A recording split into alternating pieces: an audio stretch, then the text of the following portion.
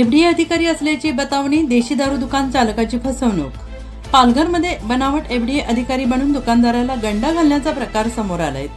परवाना तपासणीच्या बहाण्याने देशी दारूच्या दुकानात प्रवेश करून 2 रेडबुल घेऊन पैसे न देता निघून गेलेल्या दोघांचा बनाव उघड झाला आहे।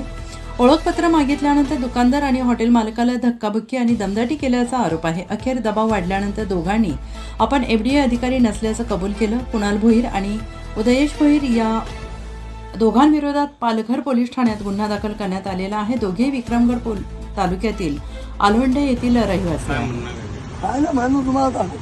फूड सेफ्टी म्हणजे लोकांनी काय पण चालेल का? लोकांनी काय पण तुम्हाला